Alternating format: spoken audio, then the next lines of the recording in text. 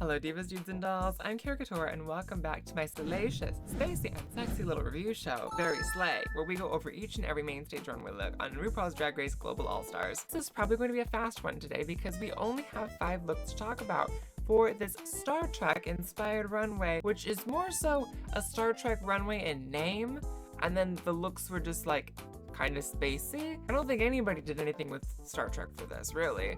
I was hoping to see like a cunty Spock. We didn't even get like a fun little Klingon moment. As I'm sure you all know by now if you've been watching the season, when we get into these looks, if I think a look met the brief, got the job done, but didn't blow me away, we give it an okay. If I think that this rocket number 9 took off to the planet Venus, we give it a slay. And if I think it crash landed, you've got a Captain Olimar situation where you're stranded on a strange planet, looking for ship parts, trying to get home after an unfortunate circumstance. We give it an A.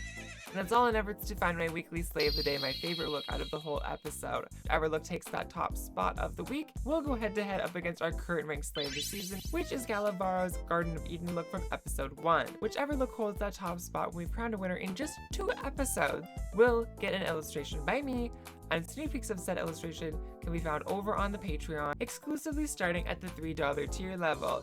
If you want to read up on episode summaries and get caught up on my opinions on the episodes as a whole and join the conversation on all of that, and join me in my wallowing of how much I don't like Global All-Stars, be sure to go on over to my Patreon as well and join just as a free member to see all of that. I will take any support you want to throw my way, so super chats are always welcome as well, and you can always support for free by liking, commenting, and subscribing. We are on the road to 1,000 subscribers. Every little inch closer we get to that next milestone of 1,000 subs is one step closer to really being able to make this a full-time thing, and I would absolutely love to be able to just be making stuff for y'all all the time.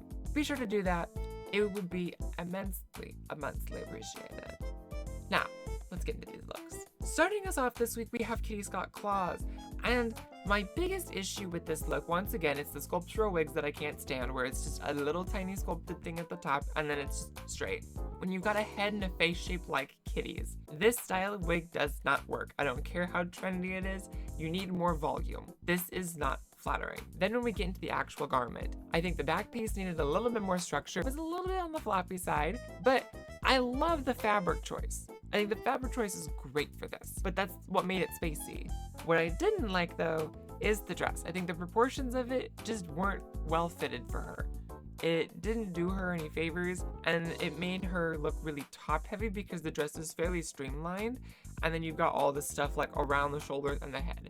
It kind of gave her a bit of a linebacker silhouette, which is not always great. That being said, this is easily her best look of the season so far. I'm gonna give this look an okay. It would have been a very soft slay because I like the fabric choice so much, but I hate this hair and the proportions are off. Then we have Queen Kong, and I think her reusing the little guard piece thing from her promo look, whatever, it works for this theme. I love the hair. I love the attachment in the hair, the rings behind her head. I think that's really cool, but that's it. I hate the dress. It's a stretch fabric dress. Like, it's not flattering. I like the gloves. Mostly I like the nails, more so than the gloves. The gloves are a nice touch. Like, she looks like she's from a 70s sci-fi special, but not in a great way. I'm gonna give this just an okay as well. It met the brief, but I wasn't blown away by it. Then up next, we have Tessa Testicle. I think some of this is really cool. I love the makeup.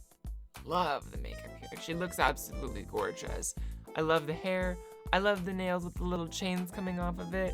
And I love the moon back piece. The bodysuit, though, I'm not crazy about.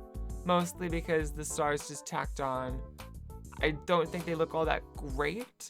I think they make sense because they're also on the moon and like dangling off of the moon and dangling off the arms. I just think that the base garment overall could have been different. But she looks stunning and gorgeous, so I'm gonna give this a slay anyways. Also, props to her for coming back and doing this competition 4 months after doing Drag Race Germany. If there's one thing about Global All-Stars that's a positive, it's that this season has managed to completely flip the fandom's opinion on Tessa. Then we have Alyssa Edwards, who's giving us something that I feel is pretty reminiscent of Sasha Colby's Metallica runway from season 15, but in Alyssa Edwards' own particular way. I actually really love this like little stoned feathered wig. I think that's quite fun. And the whole look is very Priscilla Queen of the Desert, but it's also very 80s sci-fi to me. I do wish there was more to it because it is a little lacking in the spacey department. I think she was just like, oh, silver. That's kind of outer spacey. That's kind of sci-fi. But she looks like an entertainer on some like grand space station in some B-movie sci-fi thing that's very like Flash Gordon energy. That's like something that's like very campy 1980s. So I'm kind of here for it. I'm gonna give her a slay. And then finally we have Nelania. And I think Nelania arguably did the spacey part of this theme the best. Do I like this look that much? No. I love the hair, I love the makeup. I just don't like Barbarella outfits where the breast size is wildly exaggerated like this. I just don't think that it looks particularly amazing. The elements are there of this being really cute. Had the breast placement on this been a little bit better, this would have been like a really cute look because it does feel very like Sailor Moon villain of the day. But I think overall it's just missing a couple of finishing things and some proportion scale problems to really be anything incredible. So I'm gonna give her a soft slay. And now it's time to pick my slay of the day, my favorite look out of the whole episode. And I think it should be pretty clear that there's really only one option for this for me, and that is going to be Alyssa Edwards. I think she had the best runway in terms of the overall presentation of the look.